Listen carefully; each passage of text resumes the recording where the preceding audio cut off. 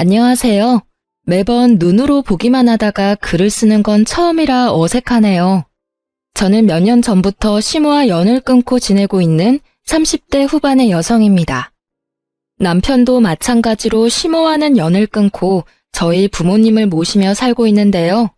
저와 남편이 당한 시댁 식구들의 어이없는 행동을 여기서라도 이야기하고 한풀이라도 해볼 생각으로 글을 올리게 됐어요. 남편은 저보다 4살이 많고 공기업에 다니고 있어요. 그리고 저는 간호조무사로 어릴 때 남편을 만나 여태껏 금슬 좋게 지내고 있죠. 그런 남편도 시댁에서는 사형제 중 막내예요. 위로 나이차 많이 나는 형님들이 셋이나 있고 지금 70대 중반이니까요. 결혼 전에는 남편이 애지중지 오냐오냐 컸다고 생각했는데 막상 시댁에 와보니 정반대였어요. 늦둥이라 가장 사랑받을 법한데도 집에서는 남편만 오면 냉랭한 분위기가 흐르고는 했거든요. 그런 남편이지만 시부에게만은 애정을 듬뿍 받았어요. 시부가 매번 하는 말이 막내가 자기 어렸을 때와 똑 닮았다고 항상 말씀하셨거든요. 아마 그 탓에 남편에게 애정이 더 깊으셨던 것 같아요. 시부가 정정할 때는 그나마 괜찮았지만 노환과 지병으로 병원에 입원하고 나니 집안은 점점 남편과 저에게는 가시밭 같은 곳이 되어버렸어요. 그런 집안 분위기 때문에 남편은 처갓집에 좀 더 정을 붙이더라고요. 저희야 환영할 만한 분위기였죠. 딸만 둘이 저희 집에서 친정 부모님이 의지하는 사람은 남편이었거든요. 저는 남편 생각에 소소한 일로 남편 부르지 말라고 했지만 남편은 자기에게 의지해주는 부모님의 행동을 기분 좋게 여기더라고요. 그러면서 집에서 내놓은 자식 같은데 여기서는 진짜 자식 같다고, 어른들이 의지하면 인정받는 기분이 들어서 너무 좋다고, 그러니까 소소한 일에도 불러주시는 거 좋다고 했어요. 정말 착한 남편이지 않아요? 제가 봐도 이렇게 착한 사람 드물어요. 그런데 이런 사람에게 시댁 식구들이 어떻게 행동했는지 정말, 제3자인 제가 보더라도 남편의 형님들은 하나같이 욕심과 이기심으로 똘똘 뭉친 사람들이었어요. 물론 당해보니 더 확실하게 말할 수 있는 거긴 하지만요. 게다가 나이도 우리보다 훨씬 많아서 같이 있어도 이야기가 전혀 통하지 않았어요. 그리고 그런 아주버님을 믿고 의지하는 건 시모가 더 심했죠. 남편이 뭐라 말해도 전혀 듣지를 않더라고요. 그래도 이해하려 했어요. 나이 드신 어른들이시고 생각하는 게 우리와는 좀 다를 수 있으니까요.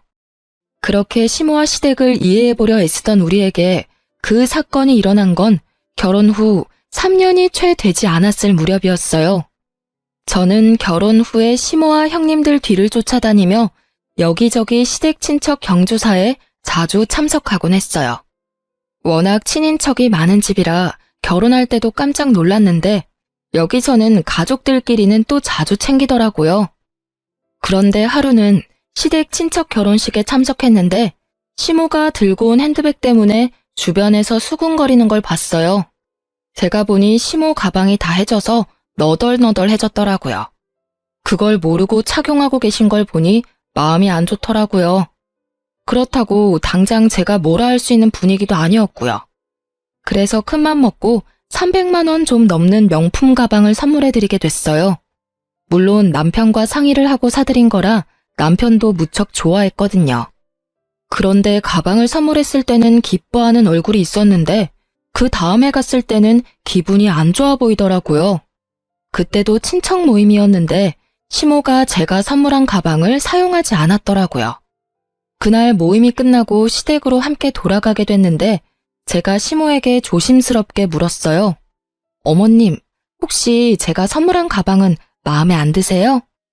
조심스러운 제 물음에 시모가 고개를 돌려 저를 쳐다보는데 그 눈이 은은하게 돌아있는 걸 발견했죠. 뭔가 이상하다 싶었는데 그때 시모가 한마디 던지더라고요. 네 눈에는 내가 그렇게 없어 보였니? 네? 그게 무슨 말씀이세요? 정말로 저는 이 말을 바로 이해하지 못했어요. 왜냐고요? 저로서는 생각해본 적도 없는 거였으니까요. 뭐가 없어 보였길래 그런 소리를 하신 걸까 싶었는데 뒤에 하는 말이 더 어이없더라고요. 내가 돈이 없어서 가방을 안 샀겠어? 그런데 나한테 가방을 선물했다는 건 내가 거지꼴처럼 보였으니 네가 선물을 한 거겠지. 어머님, 전혀 아니에요. 그런 마음에 들인 거 아니고 저번 친척 결혼식 때 어머니 가방이 너무 해진 게 보여서 사드린 것뿐이에요. 정말 그것뿐이라고요. 내가 너한테 그딴 동정심이나 사야 하니? 어디 새파랗게 어린 게 어른한테 돈 자랑이야? 가만 두고 보니까 네 시어미가 거지처럼 보이디? 정말 그런 거 아니에요, 어머님. 가방 사드릴 때도 남편이랑 상의해서 사드렸고. 듣기 싫다. 그딴 변명 들으려던 거 아니거든? 네가 사준 거 필요 없으니까 당장 가져가. 결국 시모가 옷장 안에서 꺼낸 건 제가 사드린 가방이었어요. 그리고는 그걸 제 앞에 탁 하고 던지시더라고요. 저는 시모가 왜 이런 말을 하는지 여태껏 이해가 가지 않았어요. 한숨을 쉬며 가방을 주섬주섬 줍는데 이상하더라고요. 제가 사준 가방의 짝퉁이더라고요. 저는 가짜 가방에 살짝 당황해서 시모에게 물었죠. 어머님, 혹시 가방 누구한테 빌려주신 적 있으세요? 빌려줬으면 왜? 네가 그걸 왜 신경 써? 이거 제가 드린 가방이 아닌데요. 제 말에 놀란 건 시모였어요. 하지만 시모는 이내 안색을 바로 하더니 말하더군요. 난 한 번도 안 썼어. 그거 큰며느리한테 빌려줬었는데 아니, 친구 아들 결혼식 때 쓸 가방이 없대서 빌려줬지. 저는 그 길로 바로 큰형님에게 전화를 했어요. 형님, 저 막내예요. 혹시 어머님한테서 가방 빌리신 적 있으세요? 아니, 그런 적 없는데? 죄송하지만 어머님은 형님한테 빌려주셨다던데요. 아하, 그거 빌렸었지. 그런데 왜? 어머님이 그 가방 안 쓰신다고 돌려주셨는데 제가 선물한 가방이 아니라서요. 제 거는 진품이었는데 이건 가품이거든요. 가방이 바뀐 것 같은데 짐작 가는 일 없으세요? 아니, 가만 보자 하니까 사람을 무슨 도둑으로 몰아? 네가 처음부터 가짜 가방 줘놓고는 지금 나한테 뒤집어 씌우는 거야? 이래서 무섭다니까. 어떻게 큰형님한테 그런 소리를 할 수 있어?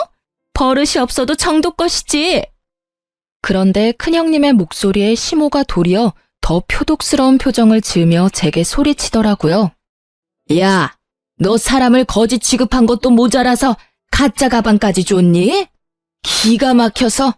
그래, 가짜 줘놓고 생색내니까 기분이 좋았어? 어쩐지 그 가방 들고 다니기 싫다 했더니. 죄송하지만 처음부터 그 가방은 진짜였어요. 짐작만으로 그렇게 말씀하시면 곤란하죠. 결국 저는 그날 남편과 큰형님을 시댁으로 불렀고 집은 한바탕 난리가 났어요. 이 일이 왜 큰일이 되냐면 큰아주버님이 알게 됐거든요. 결국 아주버님이 집에 오셔서는 쌍심지를 켜고 저에게 삿대질을 하며 욕을 하더라고요. 어디 배운 거 없는 티내면서 윗사람한테 누명을 씌워? 그 가방이 가짜면 네가 가짜를 가져온 거지, 어? 새파랗게 어린 게 두 눈 동그랗게 뜨고 아니라고 거짓말을 해? 사람 그렇게 안 봤는데 참 웃기네. 내가 처음부터 마음에 안 들었어. 그래, 비싼 가방이랍시고 어머님한테 가짜 가방 주면서 생색내려고 했었어? 누군 뭐 돈이 없어서 그런 거 안 하는 거라고 생각해? 꼴 같지도 않게 시어른 거지 취급한 게 누군데? 아주버님들이 다 모이니 아주 파티가 났더라고요. 제 욕하는 파티요. 이 기회다 싶었는지 저한테 어찌나 욕을 하는지. 그리고 가만 듣다 보니 시모에게 거지 취급 어쩌고 말을 린 게 이 아주버님들 같더라고요. 마치 제가 시모 눈에 들어오려고 돈지랄했다는 식으로 몰아가더라고요. 그때 남편이 집에 와서는 제 결백을 증명해줬어요. 진짜 남편 아니었으면 큰일 날 뻔했거든요. 시모의 조카이자 남편의 이종사촌에게 전화를 걸더라고요. 그제서야 저는 처음부터 거기 전화를 했으면 모든 게 해결됐을 거라는 걸 깨달았죠. 나야. 우리 와이프가 사간 그 가방 말이야. 그거 혹시 가짜는 아니었어? 무슨 소리야. 우리 매장에서 직접 산 거고 내가 직접 차까지 몰아줬잖아. 그래, 그랬지. 근데 그 가방이 지금 가짜라고 누가 우기는데 네가 이야기 좀 해줄 수 있어? 뭐? 고모, 제가 그 매장에서 일하잖아요. 그날 포장도 내가 하고 차도 몰아줬어. 중간에 바뀔 틈도 없고 바뀔 수도 없었거든요. 분명히 그거 들고 고모네 집 들어가는 거 확인했으니까 걱정하지 말아요. 글쎄 며느리가 얼마나 마음씨가 고운지 색깔부터 디자인까지 꼼꼼하게 확인하고 사갔다니까요. 그럼 며느리 요새 구하기 힘든 거 아시죠? 농담까지 섞어가며 말하는 남편의 이종사촌은 제가 가방을 산 그 매장에서 일하고 있었거든요. 그녀의 증언에 저는 누명을 벗었고요. 그 말에 형님과 아주버님들은 모두 입을 꾹 다물더라고요. 세상에, 그 시끄럽던 집이 한순간에 조용해졌다니까요. 내가 가만 생각해보니까 그날 바빠서 바로 못 갖다 드렸고 나중에 갖다 드리는 과정에 집에 있는 비슷한 가방이랑 헷갈렸나 봐. 큰형님이 그렇게 인정을 했어요. 그러면 뒤따라오는 당연한 게 있어야 하잖아요. 사과요. 그런데 아무도 저에게 미안하다 말을 안 하더라고요. 웃긴 건 도리어 이 상황에서 저를 더 몰아가더라고요. 에이, 그러게. 왜 집에 그딴 비싼 가방을 사와서 이 분란을 일으켜? 돈지랄을 하고 싶었으면 혼자 조용히 할 것이지. 왜 남의 집에 와서 비싼 물건을 선물해서 이런 일을 만드냐 이 말이야. 그게 말이에요? 아니, 이렇게 여럿이서 어린 제 와이프한테 할 소리 못할 소리 다 해놓고는 어떻게 사과 한마디가 없어요? 너야말로 계집년 치마폭에 푹 쌓여서는 가족이고 뭐고 눈에 뵈는 게 없어? 어디서 형님한테 큰 소리로 소리치고 난리야? 따지고 보면 다 그 가방 탓 아니니? 네 와이프가 그거 집에 들이지만 않았어도 이런 일은 없었을 거 아니야? 어머니! 남편의 절망과 답답함으로 가득한 얼굴을 보니 제가 참을 수 없더라고요. 아니, 무슨 이런 가족이 있어요? 선물을 줘도 날리고 시어머니 선물을 가져다 쓰고는 감히 가짜를 돌려주지를 않나. 아니, 그게 왜 제 잘못이에요? 잘해줘도 싫으신 거면 이제 앞으로는 관여 안 할게요. 그리고 이게 다 가방 탓이라니. 가방은 제가 가져갈게요. 형님, 어서 진짜 가방 가져오세요. 제 말에 아주버님과 시모는 다시 들끓어 여기 쓰지 못할 욕을 해댔고, 큰형님은 뭐가 그리 당당한지 차에 가서는 곧 제가 시모에게 선물했던 가방을 가져와서 툭 던지더라고요. 남편은 시모에게 더 이상 이 집에 오지 않겠다며 선언하듯 말을 던지고 저와 함께 시댁에서 나왔어요. 결과적으로는 시모와 만나지 않게 되어 도리어 더 편해지긴 했어요. 그런데 그 뒤에 진짜 웃겼거든요. 제가 그 가방을 중고로 팔아서 나온 돈에 제 돈 좀 더 보태서 부모님 크루즈 여행 보내드렸거든요. 그걸 카톡 푸사에서 봤는지 시모가 연락 왔더라고요. 넌 뭔데 우리 아들 돈으로 돈지랄 하냐고요. 그래서 저도 답해드렸어요. 제가 벌어서 쓴 제 돈이고 그 가방 팔아서 모은 돈이라고요. 그랬더니 시모는 별말 없더라고요. 그런데 옆에 셋째 형님이 계셨더라고요. 셋째 형님이 하는 말도 진짜 웃겼죠. 아무리 시댁에 화난다고 해도 명절은 꼭 챙겨야 하는 거 알지? 일할 사람 없으니까 꼭 와서 거들어. 딱 보니 혼자 일해야 할 것 같으니 저한테 시켜 먹으려는 게 눈에 딱 보이더라고요. 죄송하지만 어차피 며느리 취급도 안 해주는 사람들 뿐인데 제가 왜 거길 가야 하죠? 남편도 가지 말자고 이야기 다 됐으니까 알아서 하세요. 저는 명절 때 남편과 함께 시부를 보러 요양원에 갈 예정이었지만 그 사람들에게 말하지는 않았어요. 제 말에 셋째 형님이 화가 많이 나신 것 같았지만 무시하고 전화를 끊었어요. 제가 왜 그 사람들 이야기를 들어주고 있어야 하나요? 제 일도 바쁜데 말이죠. 어쨌든 시모와는 인연을 딱 끊게 됐지만 시부와는 여전히 따로 문병도 가고 연락하며 잘 지내고 있었으니까요. 그걸로 됐다고 생각하고 있었죠. 그런데 그렇게 1, 2년 지났을 무렵이었어요. 시부에게서 연락이 왔더라고요. 아니, 오늘 가족들 모두 모이라고 했는데 너희는 왜 여태껏 안 와? 많이 바쁘냐? 아버님, 죄송한데 저희는 아무 연락도 못 받았어요. 혹시 무슨 일 있으신가요? 뭐? 왜 연락을 못 받아? 내가 분명히 중요한 이야기 있으니 다들 모이라고 분명히 이야기했는데. 아이고, 그래. 연락이 안 갔을 줄은 몰랐네. 혹시 지금 시간이 되면 집에 좀 와보거라. 뭔가 눈치를 채신 듯 화가 난 시부의 음성이 살짝 누그러지더라고요. 저는 남편과 저녁을 빨리 먹고 시댁으로 향했어요. 오랜만에 가는 길이라 기분은 그리 좋지 않았지만 시부가 있었으니까요. 그렇게 시댁에 갔는데 이미 뭔가 한바탕 한 듯 분위기가 좋지 않더라고요. 3명의 아주버님과 3명의 형님들, 그리고 시모가 한꺼번에 저희를 무척 짜증나게 쳐다보더라고요. 어차피 오지 않던 시댁이라 별 상관없는 느낌으로 앉아 있었는데 시부가 갑자기 유산에 대해 이야기를 꺼내더라고요. 내가 나이가 많아. 요새 많이들 산다고는 하지만 그래봐야 10년 살까 말까지. 당장 죽을 정도는 아니지만 재수 없으면 당장 죽을지도 모를 나이고. 시부는 그렇게 자기가 가지고 있던 재산에 관한 서류를 들고 왔더라고요. 이 재산을 어떻게 나눌지 너희들하고 이야기하려고 불렀다. 시부의 말에 둘째 아주버님이 말하더라고요. 아버지, 유산 배분의 막내는 빼야 하지 않겠어요? 아니, 아무리 생각해도 시댁을 개떡같이 알잖아요. 명절에 코빼기도 안 보이고. 이 집에서 비싼 가방으로 분란만 일으켰는데 게다가 시어머니 모실 생각도 안 하는데 왜 유산을 나눠요? 그 이야기를 듣고 있는 남편의 표정이 점점 벌겋게 달아오르더라고요.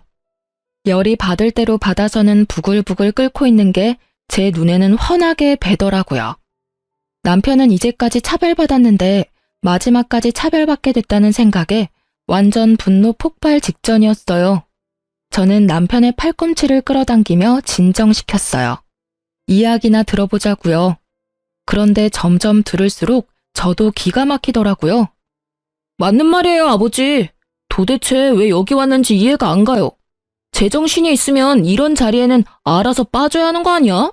어디서 뻔뻔하게 재산 탐내러 여기 와 있는 거야?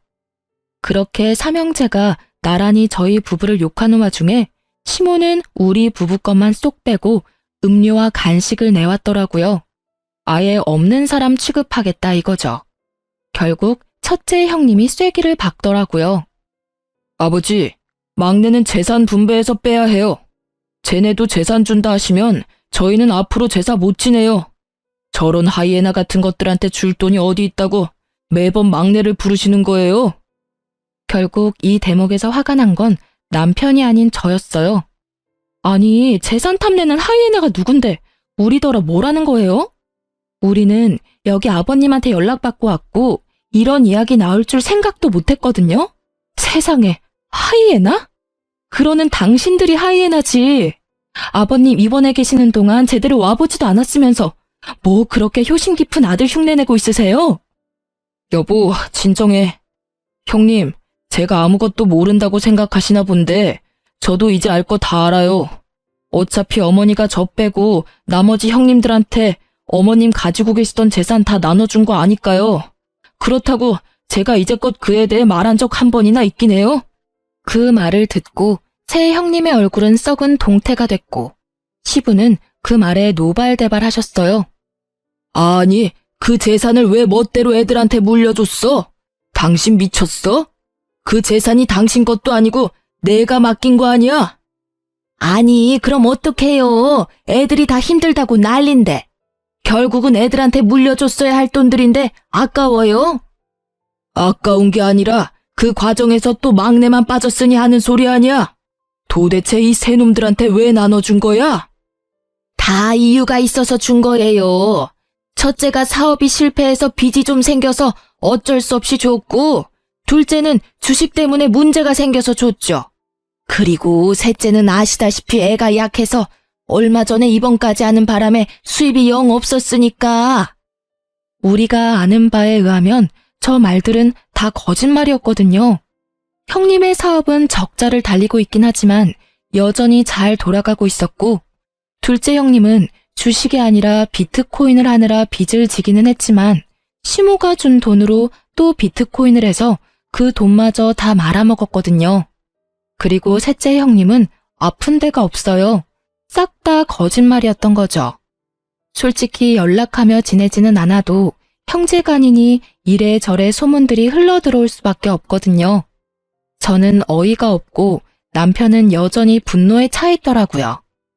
어머니한테 저는 이제 더 이상 자식이 아닌 듯하니 이젠 절대로 어머니와 형님께 관여하지 않겠습니다. 아버지, 죄송해요. 그래도 아버지께는 잘할게요.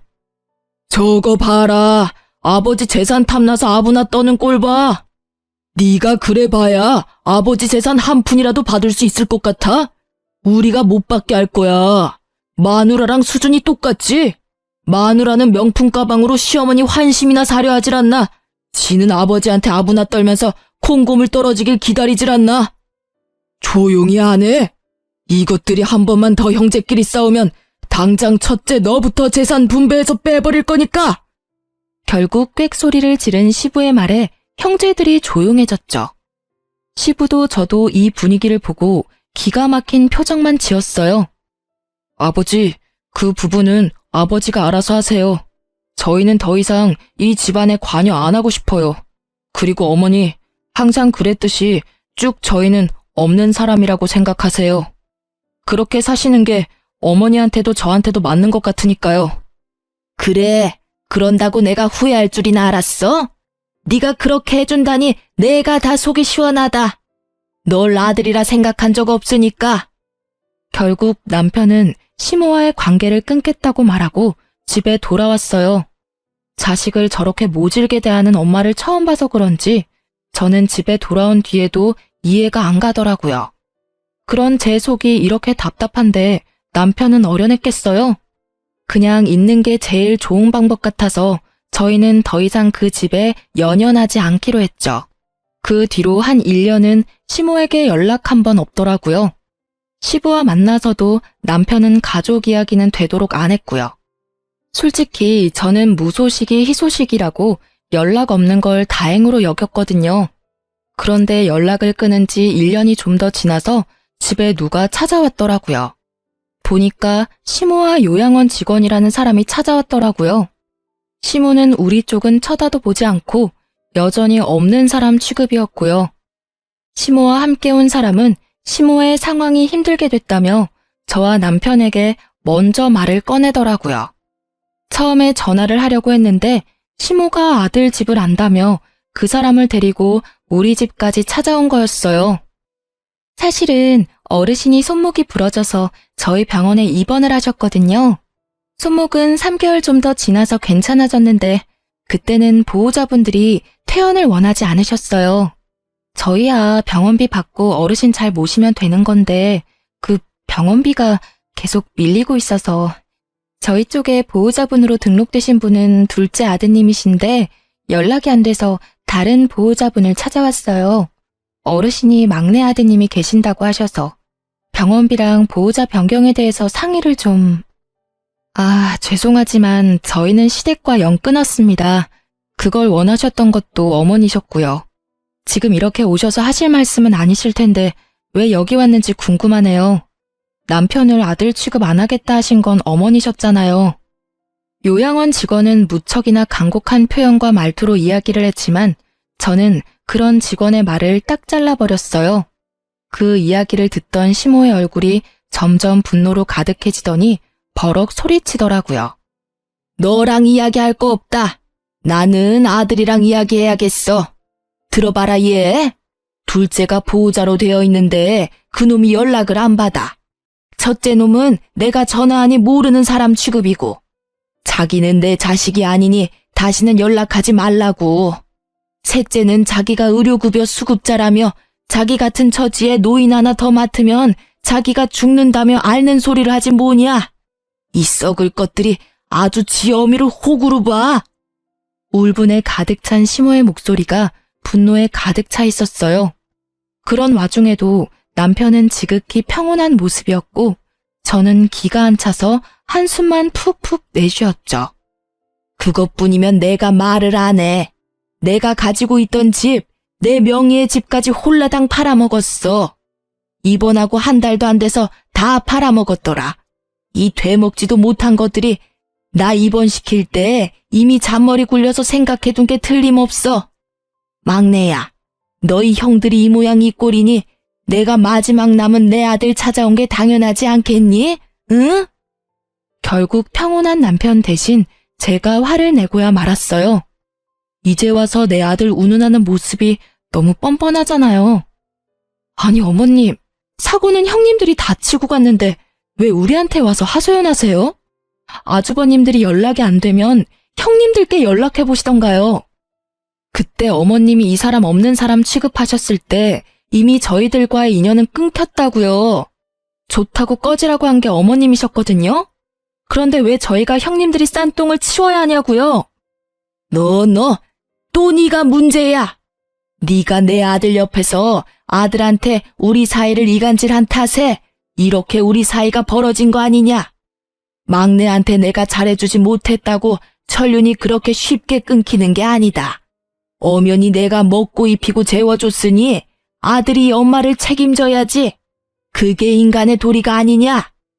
인간의 도리를 운운하면서 그 아들을 차별하고 내친 건 기억도 안 나는가 보더라고요. 언제부터 아들 취급했다고 이런 식으로 막무가내로 구는지. 이렇게 밀어붙이니 막을 방도가 없더라고요. 그 나쁜 놈의 새끼들은 인간 새끼들도 아니야. 내 재산 다 빼내갈 때는 간이며 쓸개며 다 빼줄 것처럼 굴더니 이제는 아예 생판 모르는 남 취급이야. 이제 더 이상 이 늙은 몸에서 빼갈 것 없으니 아예 정신 나간 치매 환자 취급이나 하고 나쁜 것들. 내가 그 돈을 지들한테 왜 줬는데? 진정하세요, 어머니. 일단은 제가 밀린 병원비는 내드릴게요. 그런데 저는 어머니 보호자는 못합니다. 지금 저희도 장인 장모님 모시고 있어서 어머니까지는 못 모셔요. 그러니까 형님들 중에 누구 하나한테 연락해서. 장인 장모는 모시면서 나를 못 모신다고? 그게 무슨 말이냐? 네가 내 아들인데 왜 네가 나를 안 모시고 저쪽 집안 사람들을 모시는 거야? 왜 네가 남의 부모를 모셔? 이 나쁜 년. 네가 내 아들 꼬셔서 너희 부모 모시도록 만든 거지? 이 여우 같은 년이 처음부터 내가 알아봤어. 제가 그런 짓을 왜 하겠어요? 어머님이 이런 상황을 만들었다는 걸 정말 모르시겠어요? 본인이 자초해놓고 이제 와서 저한테 책임 전가하시는 거잖아요. 우리가 왜 어머님하고 영 끊었는지 이제는 기억도 안 나시나 보네? 어머님이 얼씨구 좋다구나 하며 우리 내칠 때는 이런 미래를 생각도 안 하셨나 봐요. 이런 망할 년을 봤나? 네가 뭐라 해도 내 아들은 법적으로 내 자식이야. 그러니까 나를 부양해야 되는 것도 법적으로 정해져 있는 거지. 난 당연한 걸 요구하는 것뿐이라고. 그만 좀 하세요, 어머니. 어머니 재산을 형님들께 물려준 것도 서운하긴 했지만 그건 어머니 재산이니 제가 왈가왈부할 게 아니라는 걸 잘 알고 있어요. 그렇지만 제가 살면서 차별받은 건 절대로 못 잊어요. 사랑도 못 받고 컸는데다가 영까지 끊자고 합의 다 본 마당에 이제 와서 부양하라고 해도 저는 못합니다. 저는요, 어머니를 엄마라고 생각해 본 적 한 번도 없어요. 없는 자식 취급할 때는 이런 일 생각도 못 하셨겠죠. 어차피 저한테 주신 게 아무것도 없으니 많이 공들인 형님들한테나 가서 부양 이야기 꺼내세요. 저는 어머니하고 더 이상 엮일 생각 없으니까요. 너 이 은혜도 모르는 놈, 내가 키워준 은혜도 모르고 이제 와서 뒤통수를 때려? 은혜를 원수로 갚은 건 제가 아니라 형님들이죠. 형님들한테 재산 퍼주면서 부양하라고 이야기하셨을 거 아니에요. 그런데도 약속을 안 지킨 건 형님들이지 제가 아니라고요. 그리고 키워주셨다고 하는데 저를 키운 건 아버지였어요. 어머니는 매번 무슨 일이든 저를 빼놓고 형님들만 데리고 가고 형님들에게만 사주시고 형님들에게만 말 걸어주셨잖아요. 제가 어머니를 안 모시는 게 아니라 어머니가 저를 아들 취급 안 해서 부양 안 하는 거예요. 그리고 이쪽 처갓집 식구들은 저를 한 사람의 인간으로 자식으로 인정해주고 있기 때문에 제가 제 의지로 모시고 있는 겁니다. 한 번만 더 와이프한테 그런 식으로 말씀하시면 저도 용서 안 할 거예요. 밀린 병원비 내드리는 걸로 완전히 끝이라고 생각해 주세요.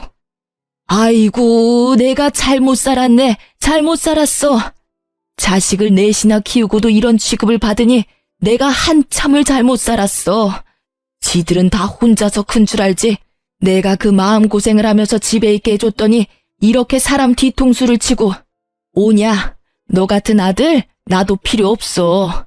내가 여기로 오겠다고 생각한 자체가 미친 짓이었지. 그래, 너 혼자서 아주 잘 살아봐라. 그렇게 화를 버럭 낸 시모가 씩씩거리며 밖으로 나갔어요.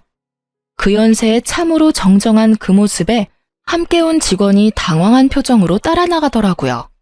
결국 남편은 직원에게 밀린 병원비는 대신 내주겠다며 계좌와 금액을 받았어요. 대신 앞으로 이쪽으로 찾아오지 말라고 신신당부했어요. 둘째 형님에게 연락해 놓을 테니 그쪽으로 연락하라고 말이죠. 남편은 밖에서 기다리던 시모에게 자기가 마지막으로 해드릴 수 있는 거니 앞으로도 지금처럼 연락 말고 지내자고 당부를 했어요. 그리고 시모가 보는 앞에서 둘째 형님께 전화해서 말하더라고요. 어머니 밀린 병원비 내가 냈는데 앞으로 나는 시모 신경 안 쓸 거다. 호적에서 파든 말든 마음대로 하고 재산은 전부 형님들이 가져갔으니 알아서 어머니 모시고 만약 또 자기한테 어머니가 오시면 아버지에게 전화해서 아버지가 가진 재산까지 형님들 못 가져가게 막겠다고 말이죠. 그랬더니 형님들이 난리가 나서 네가 무슨 권리로 그러냐며 난리치더라고요. 남편이 다 무시하고 전화를 끊자 시모에게 바로 둘째 형님이 전화가 왔더라고요. 왜 거기가 있냐고, 요양원에 있으면 자기들이 다 알아서 하는데 왜 일을 이렇게 만드냐며 시모를 아예 쪼아버리더라고요. 그런데 시모도 가만히 있지는 않더라고요.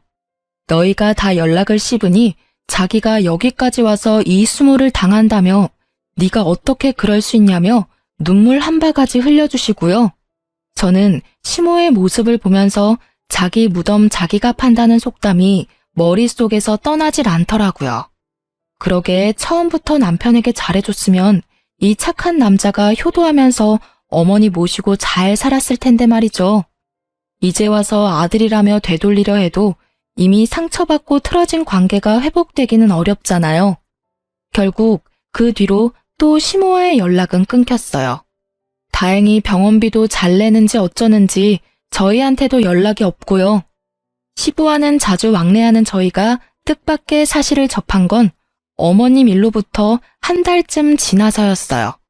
그때도 아버님이 그 사실을 알았던 건지 저와 남편을 부르더라고요.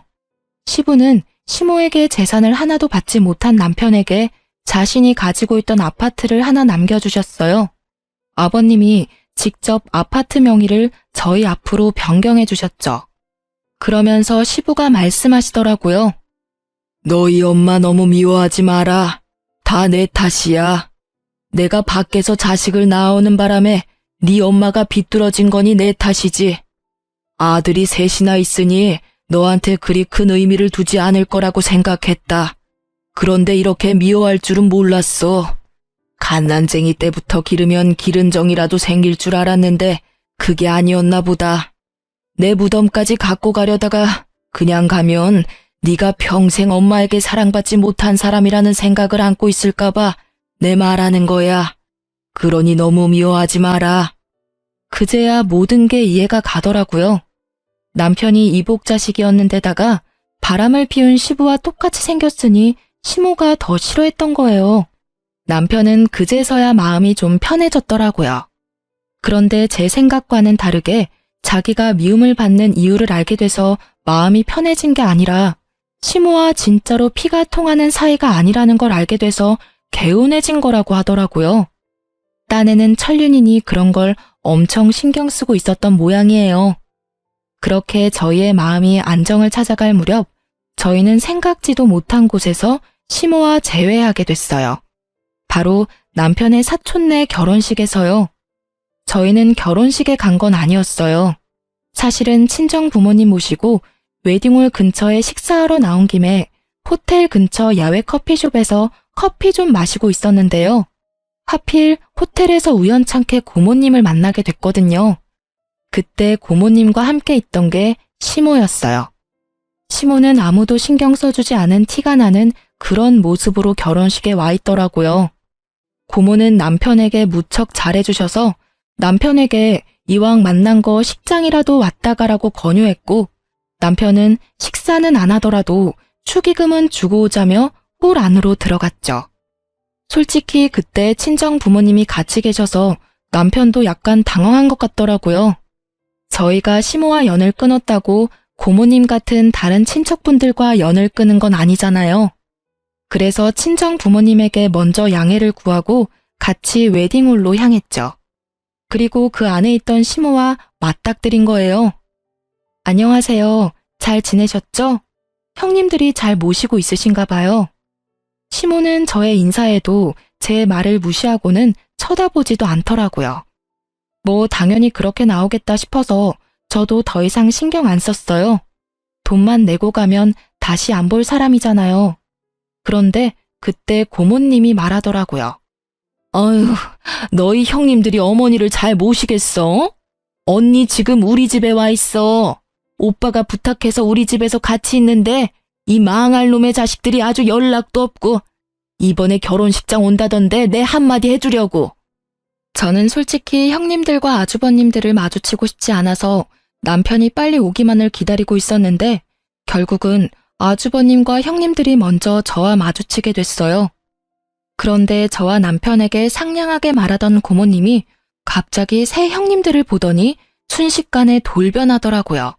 그리고는 사람이 그래도 적은 화장실 근처로 데리고 가서는 형님들에게 한 소리 퍼붓기 시작하더라고요. 너희들, 내가 니들 보려고 여기 결혼식장까지 와 있을 줄 몰랐지? 어떻게 그럴 수가 있어? 어머니를 고모한테 맡겨놓은 자식들이 세상 천지 어디에 있어? 니들 그러는 거 아니야. 돈 다 받았다고 엄마를 없는 사람 취급하고 부양 안 하려고 안간힘 쓰는 거 내가 모를 줄 알아? 저와 남편은 그 대목에서 좀 놀랐죠. 저번에 남편이 시부말을 꺼내고서는 좀 잠잠해지나 했는데 그게 아니었더라고요. 돈만 내고 여전히 요양원에 모시고 있었던 것 같더라고요. 면회도 안 가고 사람을 계속 그렇게 가둬놓으니 결국 시모가 시부에게 연락을 했고 시부는 고모에게 연락해서 시모를 좀 봐주라고 한 것 같았어요. 참으로 대단한 형제들이다 싶었어요. 이렇게 고모의 한마디에 형님들과 아주머님들은 모두 시모를 외면하며 모르는 일인 척하고 있더라고요. 그러면서 하는 말이 더 웃겼어요. 아니, 고모는 외부인이면서 남의 집안사에 왜 그리 간섭이에요? 엄마 모시고 있다고 그거 하나로 우리한테 이러시는 거면 크게 곤란하죠. 저희도 요양원에서 어머니 잘 모시고 있었는데 그걸 강제로 빼온 게 고모잖아요. 내가 빼왔어? 니들이 병원비 또 밀리는 바람에 내가 돈 내주고 내가 데려온 거지. 너희들 아버지가 나한테 부탁을 하더라. 너희 엄마가 너희들한테 얼마나 잘해줬는지 몰라서 이런 식으로 굴어? 그래서 어떻게 할 거니? 엄마 모실 거야 말 거야? 내가 모시면 나는 너희한테서 돈 다 받아낼 거니까 알아서 하고 요양원에 맡길 거면 돈이라도 똑바로 내던가. 저희가 알아서 할 테니까 저희한테 넘기세요. 그러게 뭐하러 어머니 데려가셔서 사서 고생하시는 거예요? 그 말에 터진 건 고모님이 아니라 시모였어요. 야, 이 나쁜 놈아! 너 내가 너를 그렇게 키웠어? 어떻게 형제 셋이 나란히 나를 물먹일 수가 있어? 너희들 내가 연락할 때마다 바쁘다고 하면서 다른 형제들한테 전화하라며 미뤘지? 그리고 며느리들, 너희들도 마찬가지야. 내가 전화하면 바쁘다고 끊기 바쁘고 뭐 돈 나갈 일 있으면 돈 없다며 돈 원할 때만 찾지 말라고 소리 빽 지르고 너희가 인간이야? 인간 탈을 쓴 짐승이지? 그래, 나한테서 돈 될 만한 거 다 가져가고 나니 이제 이 늙은이는 바람 빠진 풍선같이 쓸모가 없지? 이럴 줄 알았으면 내가 너희들한테 잘해줄 일이 아니었어. 막내 하나한테 다 물려주는 건데 봐라, 지 부모도 아닌 처가 식구들까지 챙기며 살고 있는 걸 봐. 내가 저걸 보면서 얼마나 후회가 됐는지 아냐? 나한테 잘하겠다고 입으로만 백날 이야기하는 너네들이 아니라 행동으로 모든 걸 보여주는 막내한테 투자했어야 했어, 이 망할 놈들아. 결국은 시모의 분노가 터져버렸고 아주버님들은 또 그들대로 골이 날 대로 났더라고요. 아니, 그렇게 좋으시면 막내한테 가세요. 가시면 될 거 왜 우리한테 와서 들러붙으려고 하시냐고요. 좋은 자식 있으면 좋은 자식한테 가면 되시지. 아, 저번에 연 끊으시면서 절대로 안 본다고 하신 게 마음에 걸리세요? 그리고 막내도 생각이 있으면 어머니 받아주겠어요? 저희랑 다 같이 대놓고 차별하고 없는 사람 취급하셔놓고는. 너희들이 아니었으면 내가 그렇게 하지도 않았겠지. 그리고 너희들은 내가 가지고 있는 게 없다고 생각하나 본데 내가 가지고 있는 하나가 아직 있어. 그거는 너희한테 절대로 안 주기로 했다. 벌써 수령인까지 싹 다 바꿨거든. 내 사망보험금. 시모의 입에서 사망보험금이라는 단어가 나오자 형님들과 아주머님들의 눈빛이 정말 순식간에 바뀌더라고요. 그러면서 갑자기 형님들이 어머니에게로 달려가서는 이산가족 상봉한 것처럼 어머니, 어머니, 우리랑 같이 가세요 하며 곡소리를 내는데 이건 뭐 거의 꽁트였죠. 남의 결혼식에서 이렇게 웃긴 연극 찍는 것도 참 어찌 보면 대단한 재능이잖아요. 보통 뻔뻔해서는 이런 일을 할 수 없으니까요. 정말 그 꼴을 보는데 기도 안 차더라고요. 그런 가족들을 한심한 표정으로 지켜보던 고모가 한 말씀 던지셨어요. 사망보험금 하나에 다시 또 이렇게 부모님 사랑이 샘솟냐? 언니, 내가 이 말까진 안 하려고 했는데 도대체 자식 농사를 어떻게 한 거유? 이 눈들 좀 봐. 세상에, 그렇게 모셔가라고 할 때는 왜 자기들한테 떠넘기냐며 눈에 쌍심지를 켜고 달려들더니 보험금 한마디에 아주 효자가 셋이나 생겼네. 말해봐요. 어떻게 키우면 저런 불효자를 셋이나 만드는지. 고모님의 빈정거림에 시모의 얼굴이 벌겋게 달아오르더라고요. 그럴 수밖에요. 그 사망보험금 단어 하나에 시모를 무시하고 이쪽 저쪽 보내기 바빴던 형제들이 아주 효자가 돼서 내가 모시네 너는 안 되네 하고 있으니 말이죠. 게다가 친척 결혼식이다 보니 남편 친척 사람들이 모두 모여있던 자리라 그 사람들의 눈을 완전히 피할 수는 없었거든요. 그 친척들이 혀를 차며 시모와 새 아주버님께 한 말씀씩 던지더라고요. 저것도 자식이라고? 자네 자식들은 없다 생각하는 게 낫겠네. 저거야 원 자식이 아니라 빚쟁이지. 돈을 그만큼 뿌리면 뭐래? 자식들이 인간이 덜 됐는데. 그래, 사망보험금 혹시라도 자식들한테 미리 넘기지 마. 그러다가 또 저번처럼 팽당하고 요양원에서 천덕꾸러기 신세 못 면해. 저것들 얼굴 봐봐. 저거 사람 얼굴인가? 아주 돈벌레 같은 인간들이구만. 그 훈수두는 말에 시모의 수치스러움이 극에 달했고 결국 시모는 아주버님들에게 너희에게는 절대 안 준다며 소리를 꽥 지르고는 나가버리더라고요. 저희는 뭐 시모에게 보험금이 있든 없든 알 바 아니니까요. 그 사람들 일이니 그냥 구경했죠. 좋은 구경 잘했어요. 많은 사람들이 처음에는 우리 남편과 제 탓을 많이 했거든요. 그런데 이렇게 많은 친인척들 앞에서 우리가 잘못된 게 아니라는 걸 아주버님과 형님들이 몸소 알려주셔서 저희는 나쁜 사람에서 벗어났거든요. 그 뒤로 고모님과 연락이 돼서 소식을 들었는데 참으로 딱 하고 웃기더라고요. 새 형님들이 눈에 불을 켜고 시모를 쫓아다닌대요. 셋이서 피 터지게 싸우는데 유산 나눠 가를 때보다 더하다고 해요. 시모는 그런 자식들의 모습에도 도리어 화가 더 난다고 하시더래요. 그럴 수밖에 없죠. 이제껏 무시하다 사망보험금 때문에 자기한테 잘해주다니. 물론 보험금 받을 때는 시모가 죽고 난 다음이지만 그 전에 수급자 변경하면 또 버림받을까봐 전전긍긍하고 있는 게 뻔하잖아요. 그런데 고모가 몰래 알려주시기를 시모에게는 사망보험금이 없대요. 사망보험금 이야기는 고모가 시모에게 이야기해준 거였고 시모가 그걸 이용하고 있다는 거더라고요. 그걸 모르는 형제들이 열심히 시모에게 돈을 쓰고 있으니 웃긴 꼴이죠. 저러다 사망보험금 없다는 걸 알고 나면 어떻게 행동할지 궁금하네요. 그러게 착한 막내 아들에게 잘 좀 해줬으면 평생 잘 모시고 살았을 일을. 본인 고생길을 본인이 알아서 가고 있는 게 참 딱하다며 고모님이 한탄하는 소리가 마음에 와닿더라고요. 저희 부부는 그런 싸움들에서 벗어나 친정 부모님들과 함께 여행도 다니며 진짜 가족다운 즐거움을 느끼고 살고 있어요. 시모와 아주버님들을 만나지 않으니 세상이 평화로워요. 남편은 결혼식에서 시모와 형님의 모습을 보고 하나도 변하지 않은 그들의 태도에 마음을 많이 놓았다고 해요. 그리고 저도 솔직히 그분들 덕택에 남편이 우리 부모님에게 많이 의지하고 또 의지되어줘서 고마운 상황이고요. 좋은 자식 내치고 하나같이 욕심 많고 이기심으로 똘똘 뭉친 자식들만 남긴 시모가 참으로 딱하지만 한편으로는 그런 행동이 저희 집에는 도움이 되어 다행이라는 생각도 듭니다. 제 사연이 생각보다 길었네요. 쓰다 보니 쌓인 것들을 풀어내느라 말이 길어진 것 같아요. 긴 글 읽어주셔서 고맙습니다.